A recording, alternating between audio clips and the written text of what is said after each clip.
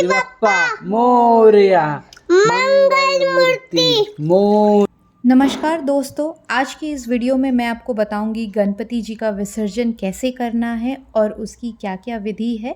आप घर पे ही गणपति विसर्जन कैसे कर सकते हैं। सबसे पहले आप भगवान के सामने दिया जला के रख दें। जैसे आप नॉर्मल पूजा करते हैं वैसे ही आपको विसर्जन से पहले भी पूजा करनी पड़ेगी। उसके लिए हम पहले आरती करेंगे, धूप से आरती करेंगे या फिर आप दिया से, कपूर से, घी के बाती से, जैसे भी चाहे आप आरती कर सकते हैं।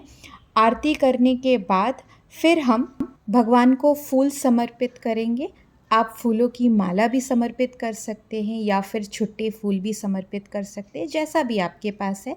और उसके साथ साथ हम धुरवा भी समर्पित करेंगे। धुरवा आपको समर्पित करना ही है गणपति भगवान को।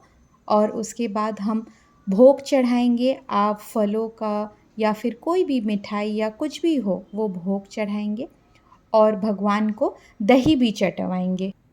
फिर इस प्रकार से हाथ में फूल और चावल लेके हम भगवान से प्रार्थना करेंगे कि अगर हमसे या हमारे घर वालों से कोई भी भूल चूक हो गई हो तो वो उन्हें माफ़ करे और अगले साल वापस से आए।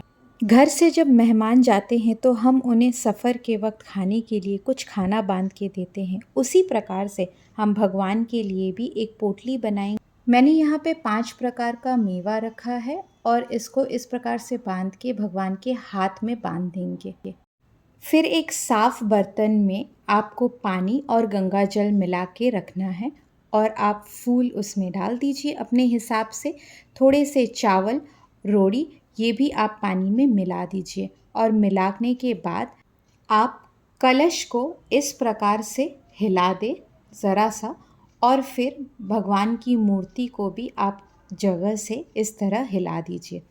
फिर बड़े ही प्रेम पूर्वक और श्रद्धा के साथ भगवान को इस तरह पकड़ के 3 बार पानी में गणपति बप्पा मोरया, मंगल मूर्ति मोरया, इस तरह से कहकर 3 बार पहले आप पानी में डुबोए और फिर भगवान को पानी में विसर्जित कर दीजिए। अगर आप नदी या नहर में विसर्जन कर रहे हैं तो पोटली के साथ ही कीजिए और अगर घर पे कर रहे हैं तो इस तरह से आप पोटली को खोल के पानी में डाल दीजिए। विसर्जन के बाद जो आपने भगवान को भोग चढ़ाया था वो प्रसाद लेके आप सभी घर वालों में बांट दें और खुद भी ग्रहण करें और इस प्रकार से विसर्जन विधि पूर्ण होती है। और ये देखिए हमारी इको फ्रेंडली मूर्ति आधे घंटे में ही पूरी तरह से पिघल गई। धन्यवाद।